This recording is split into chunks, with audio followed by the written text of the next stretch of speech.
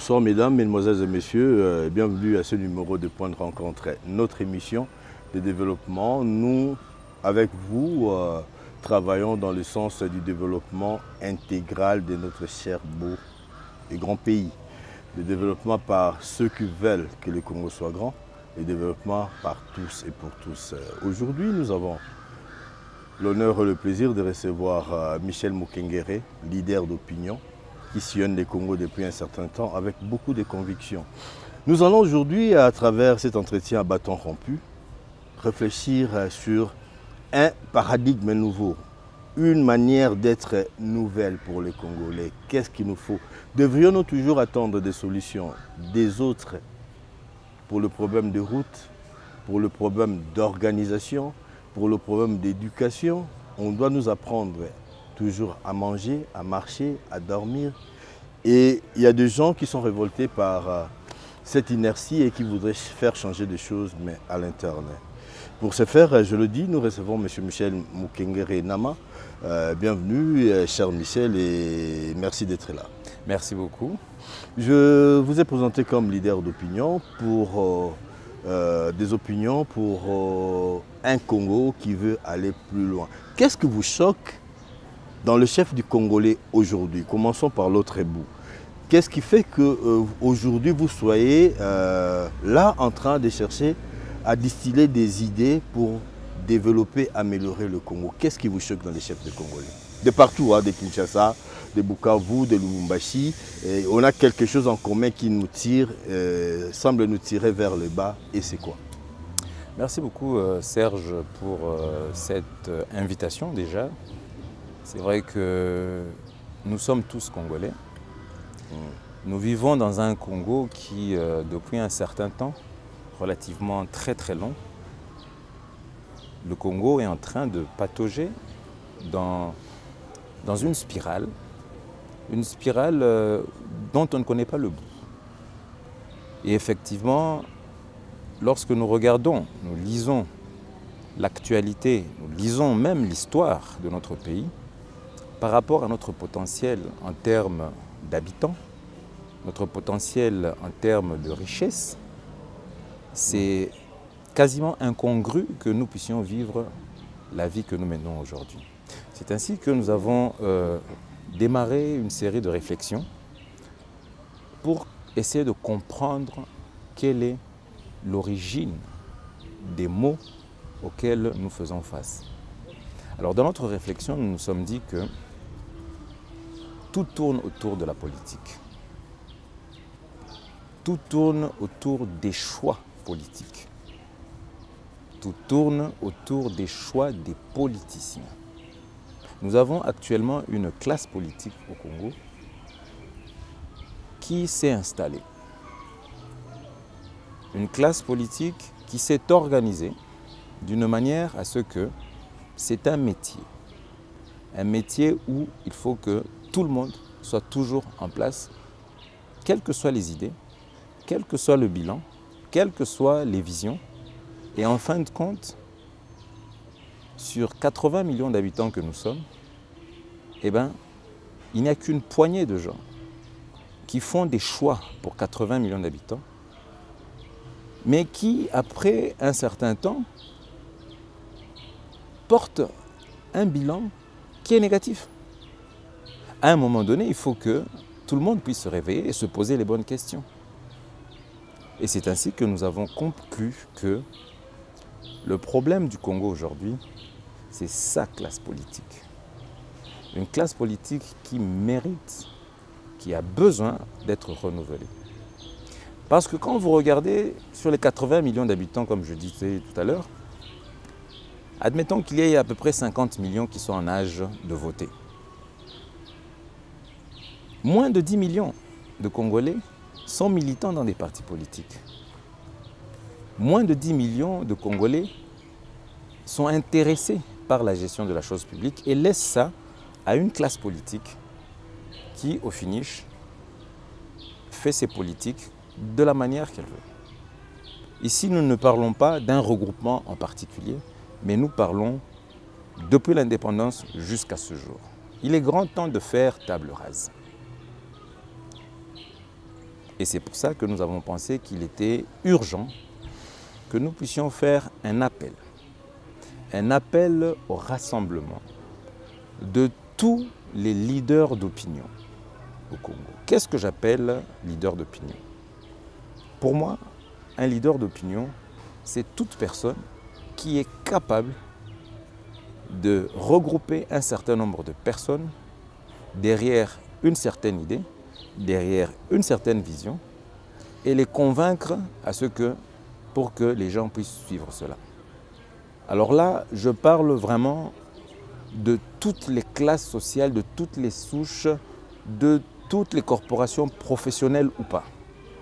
Nous sommes plus nombreux que tous ceux qui composent cette classe politique.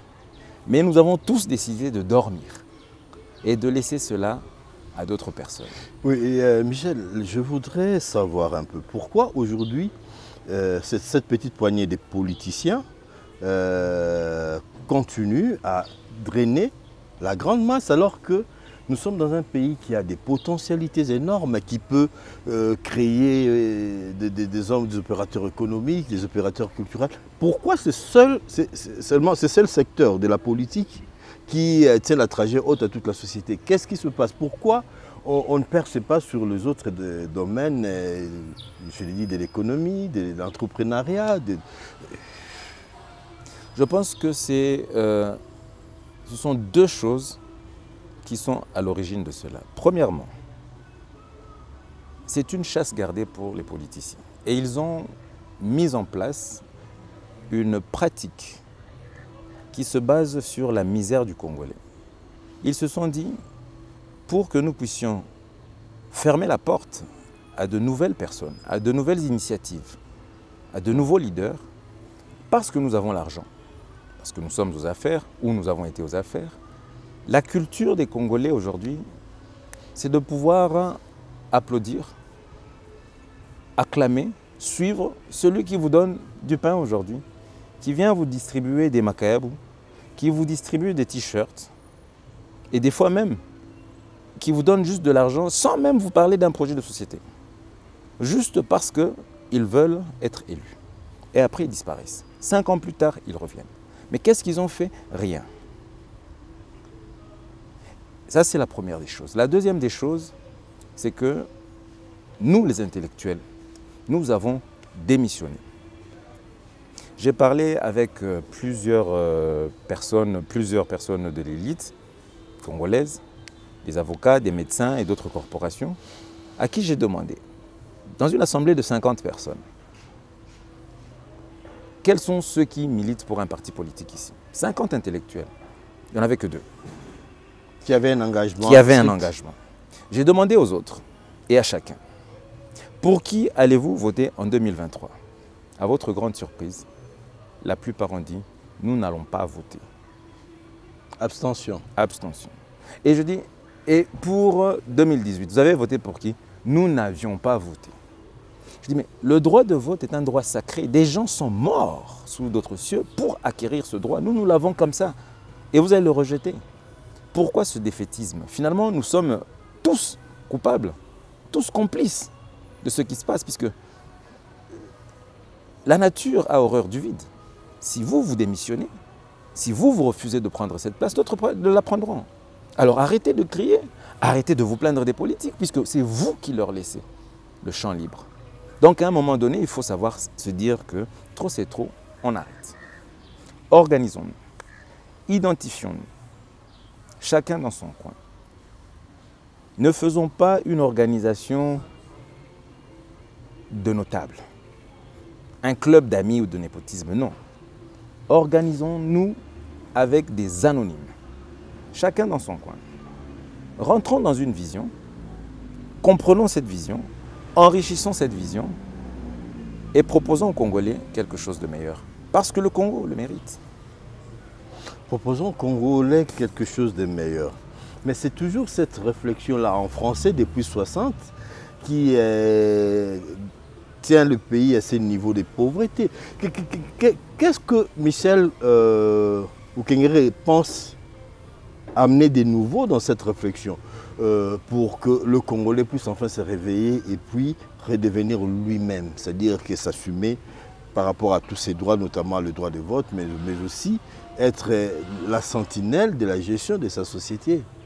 Ça s'articule autour de quoi, ces idées?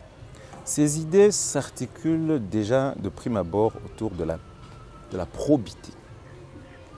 De la probité des animateurs, des leaders qui doivent s'organiser.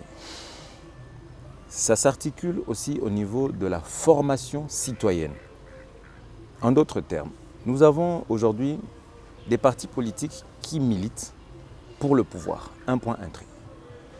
Et si par surprise ils arrivent au pouvoir, ils ne sont pas préparés à prendre le pouvoir. Ils se comportent comme des partis d'opposition alors qu'ils sont au pouvoir.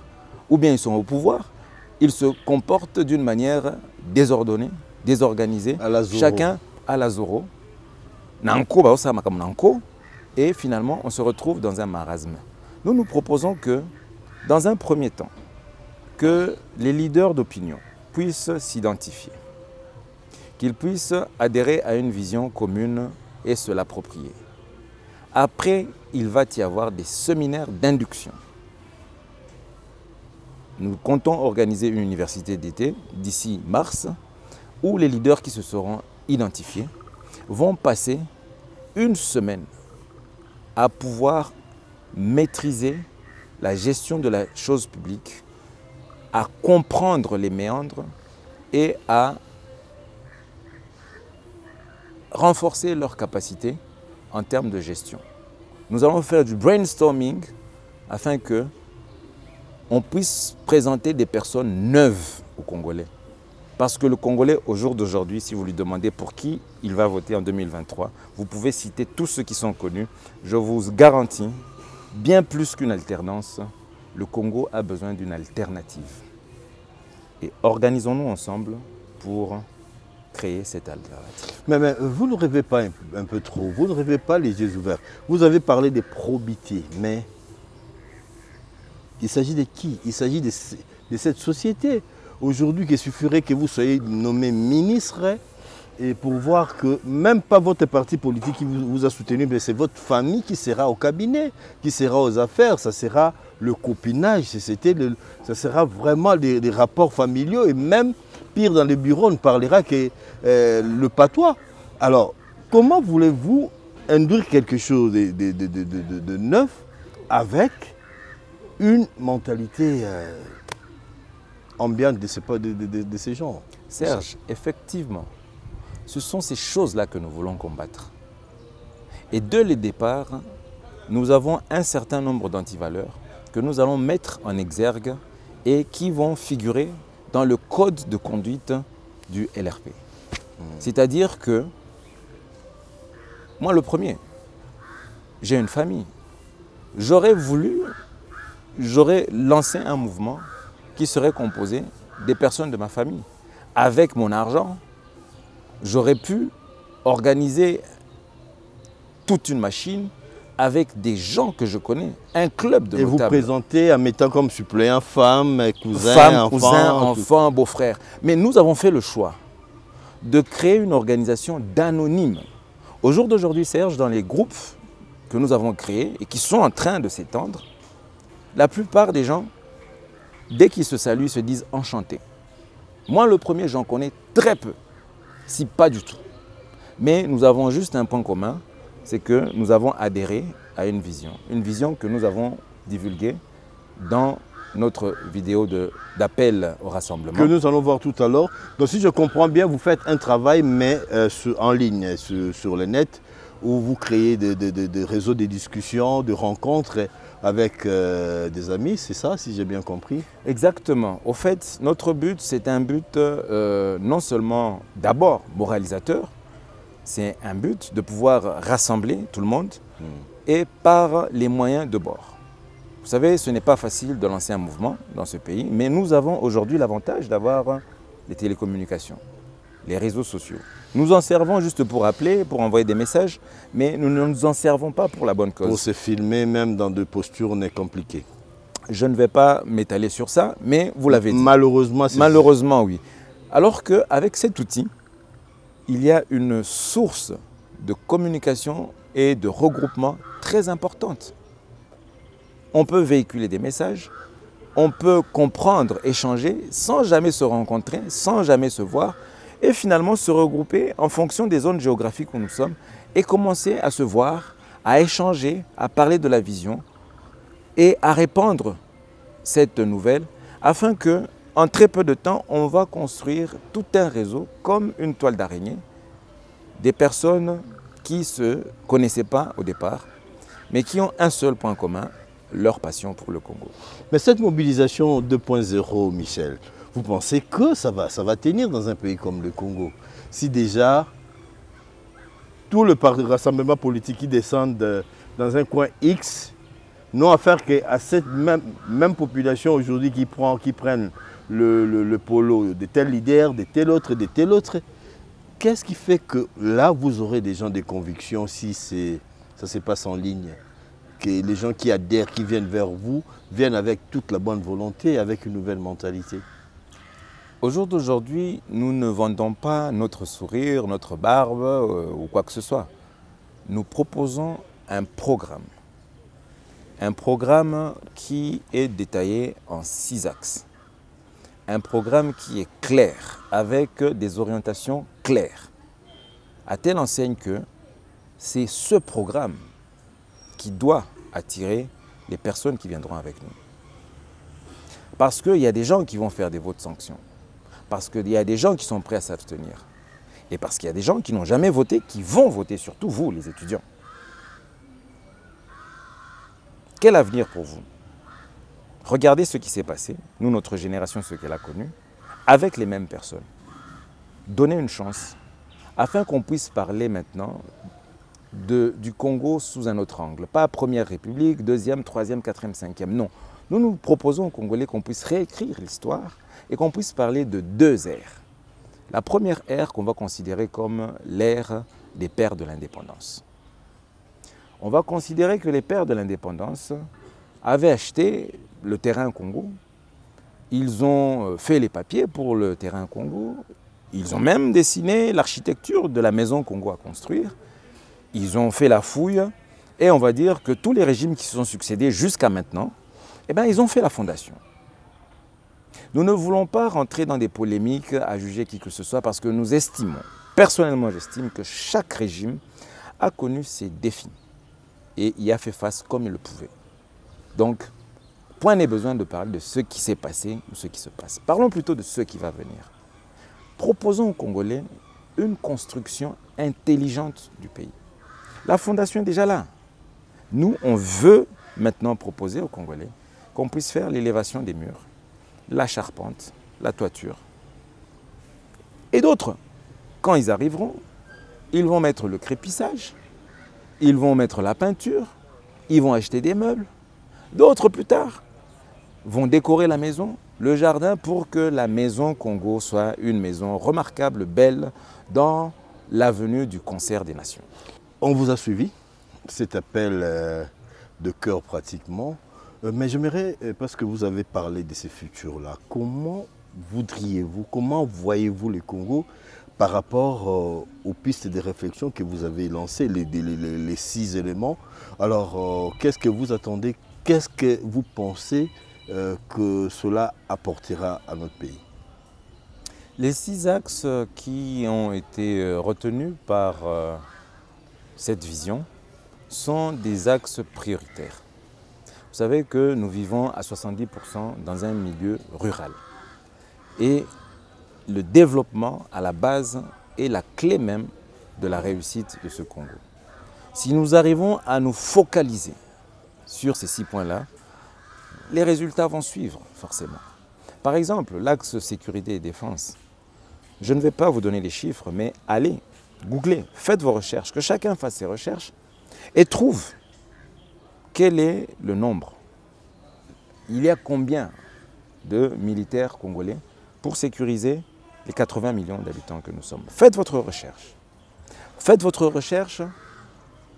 Allez voir quel est le barème salarial des forces qui nous protègent.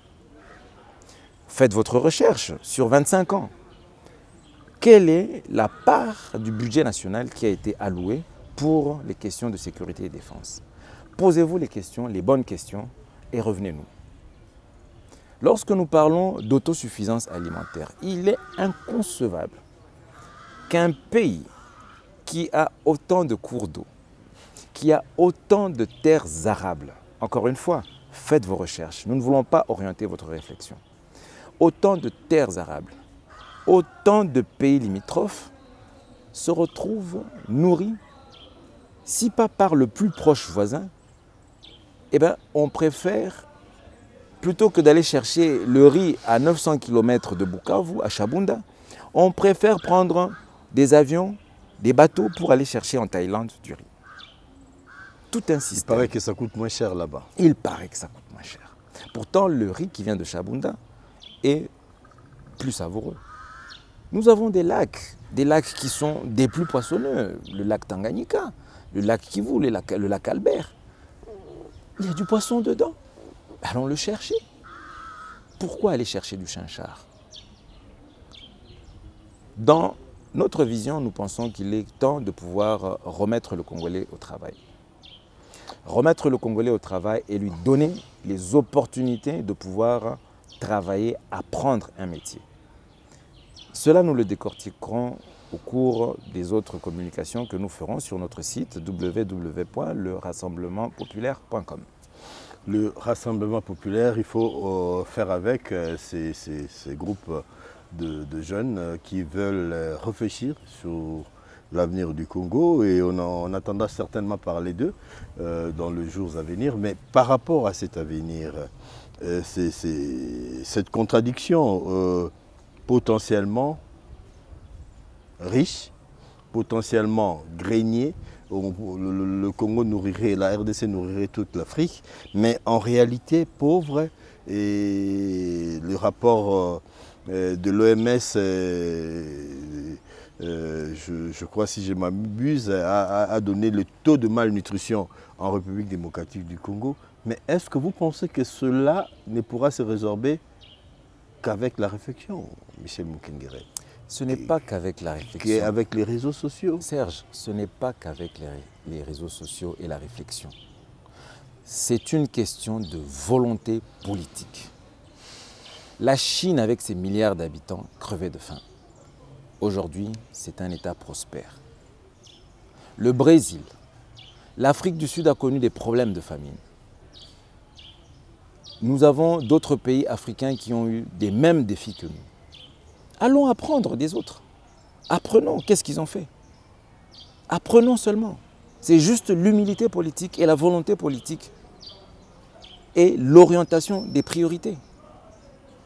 Lorsque vous consacrez déjà dès le départ votre budget, dans votre budget, vous minimisez l'intérêt que portent ces 6 axes dans la vie quotidienne du Congolais. Dès le départ, votre copie a un problème. Il faut des choix politiques. Il faut des politiciens qui ont une vision différente, des ambitions différentes et qui ont le vrai souci réel du peuple.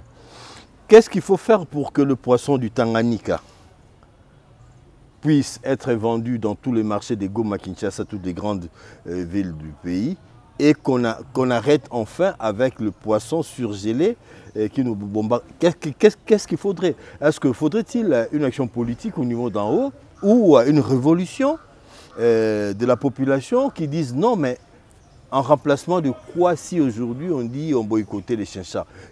L'alternative serait laquelle?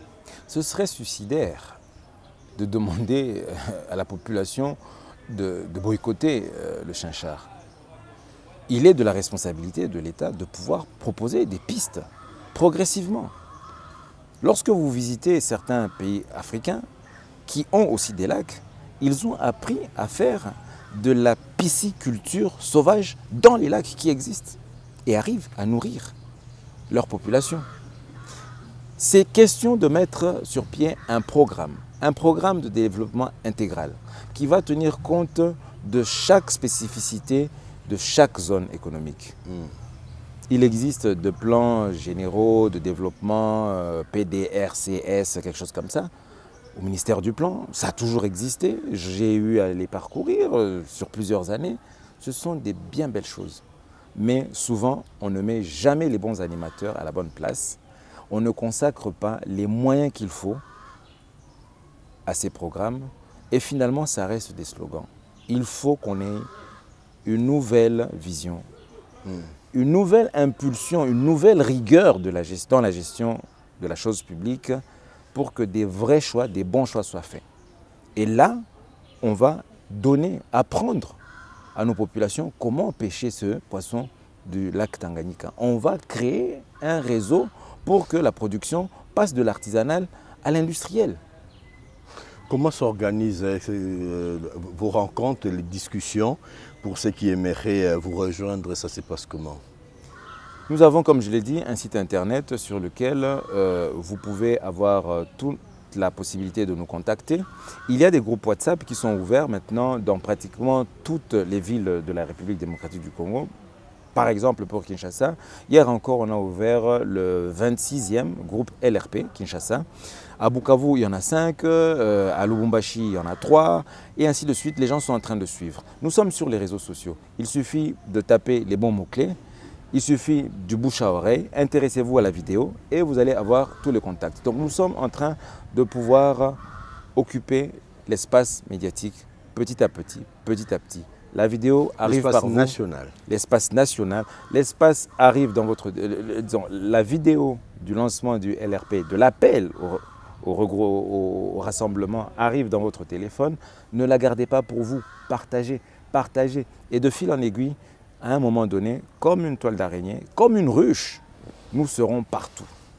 Et nous allons tous nous lever pour que nous puissions apporter au Congo ce qu'il mérite. Avant de clore cet entretien, Michel, je vais utiliser un langage sportif. Alors, avec ce travail 2.0 sur le Merci net, 2.0. comment transformer l'essai, comme on dit en rugby, comment faire en sorte que ce qui est virtuel passe à la réalité? Parce que je sens que vous montez en puissance un peu partout, mais c'est quand même l'étendue du Congo. Et ces gens-là, à un certain moment, ils seront appelés à prendre un engagement concret. Ça va se passer comment? Au risque de vous laisser sur votre faim, je vous donne rendez-vous dans 3 mois et on en reparlera. Vous verrez. Ok, le rendez-vous est pris dans 3 mois. Vous êtes témoins. Et vous et nous serons là pour écouter encore Michel Mukengere que nous avons reçu avec beaucoup de plaisir. Mais pour terminer, je vous donne la parole. Vous regardez la caméra, vous vous adressez à ceux qui aiment le Congo comme vous, qui aimeraient faire des choses pour son développement. N'habitez na koloba na lingala, na loba na français. Loba na lingala, na loba na swahili. Loba na lingala. Mukie na lingala, bandeko. Na loba na lingala facile. O bino nyuso bokoyoka. Bana Congo. Tolali pe mingi. Congo oyo eza Congo ya biso nyuso. Plus tozolala, plus passe ezoba kisama. Tolamuka totelema.